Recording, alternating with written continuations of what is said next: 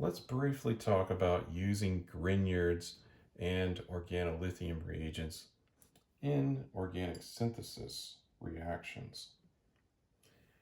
So these are quite an important class of compounds. And in fact, we were limited before the discovery of the Grignard. The actual first class of these were made. And that received Nobel Prize work, I believe, in 1903. And then the corresponding alkyl lithium reagents came along a bit later.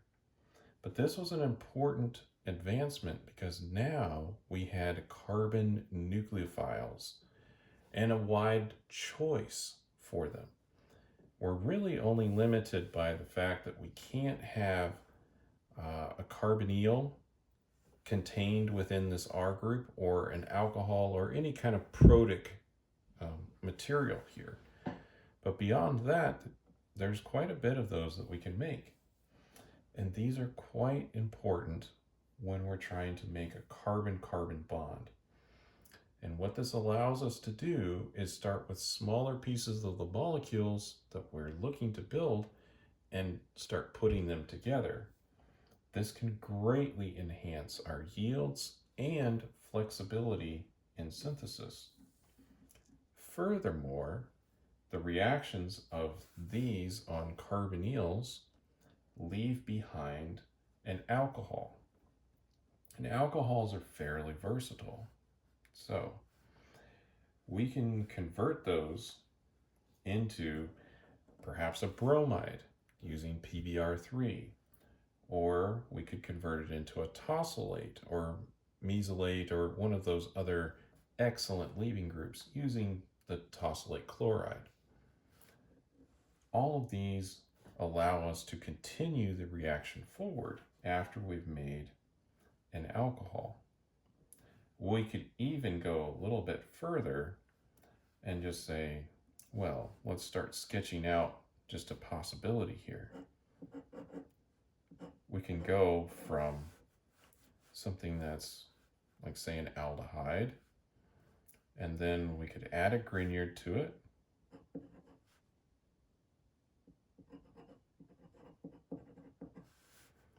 Right. This will generate an alcohol. In this case, since we started with an aldehyde, we generate a secondary alcohol. Put our R group there. Then from here, we could, just as an example, add PBr3.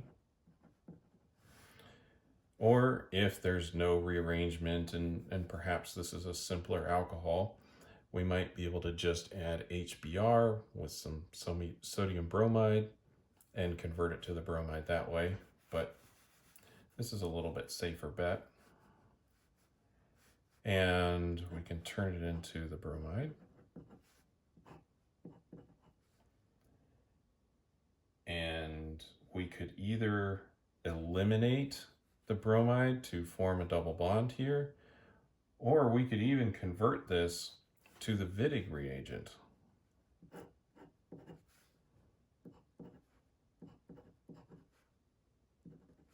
And we'll have to have some alkyl lithium stuff in here too, right? So step 2 there, make a Wittig reagent, and then we could react it with another, let's just say step 3 here, so it's all contained nicely, and we'll just add acetone to it. And then we would have this.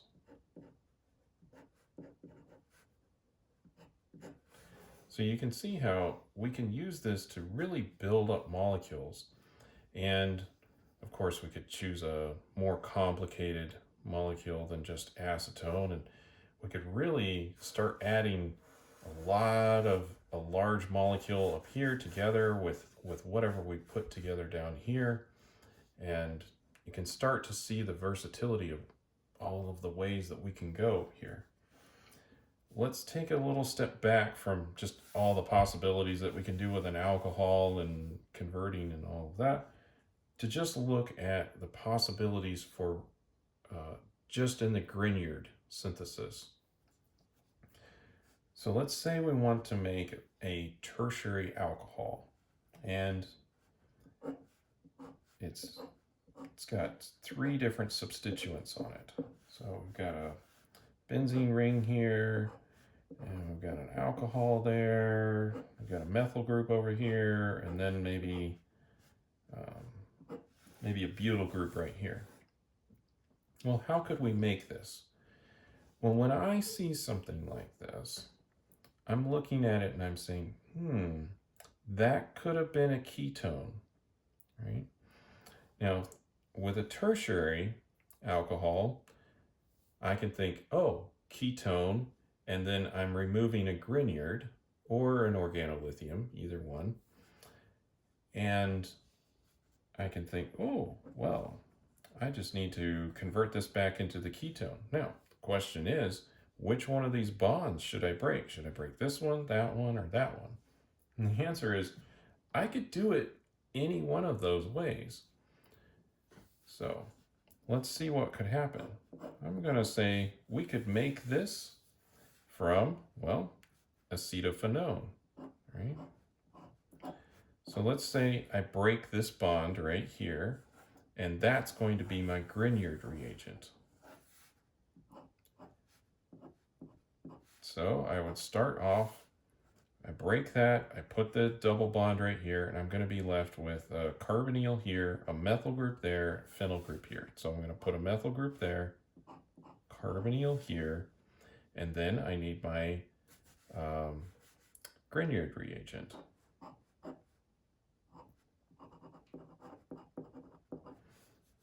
So it could be made from these 2 reagents. And if we were to write this in the forward direction, we would also need to include an acid workup step. But just suffice it to say, we could make it from this particular ketone, acetophenone, and that Grignard, which would be butyl magnesium bromide. Right. Well, that's one of the possibilities. There's another possibility. We could instead construct this from the other, a different ketone. We'll still keep the benzene ring here, but now let's have the methyl group be the Grignard, and this would be part of the original molecule here. So just like that. So if we have that, we can then change our Grignard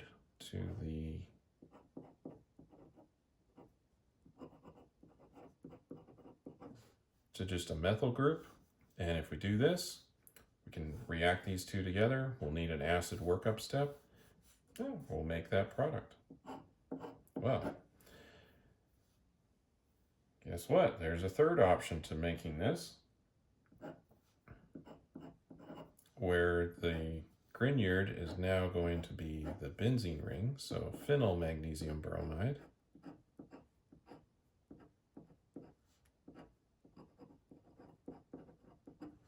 Just like this. And again, we'll need an acid workup step. All 3 of these particular reactions will make that product.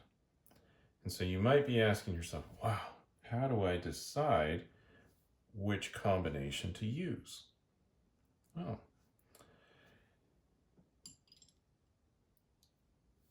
Without doing any experiments, we won't really know which one would produce the highest yield.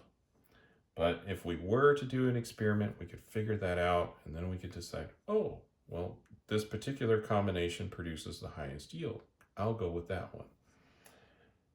Otherwise, you might ask yourself, oh, which one of these reagents do I have available? Which one of the bromides do I have?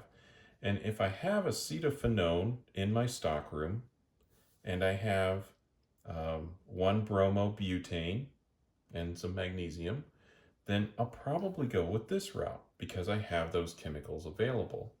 I may also check to see the price of these chemicals or just the availability to order if I need something. Personally, I would think that this first choice is probably the more available because acetophenone, that's a fairly common carbonyl or ketone, and it's pretty common to have the 1-bromobutane as well. Also, I think these groups would be fairly easy to work with. But again, any one of these combinations would suffice. So when you're thinking about organic synthesis and you're using Grignard reagents, remember there's a lot of these bonds that we could break in order to see what we could start with. And there's a lot of combinations. You'll just have to practice a little bit with it and try to see how we can break these apart. Now, I did choose a tertiary alcohol. Now, if I wanted to do a synthesis where I had a secondary alcohol, then I'm going to need to start with an aldehyde instead to make the secondary, right? And in that case, I would really only have 2 options. Whereas in the tertiary one, I have 3 because I have 3 different groups. So these are some things to think about when we're doing organic synthesis using these reagents.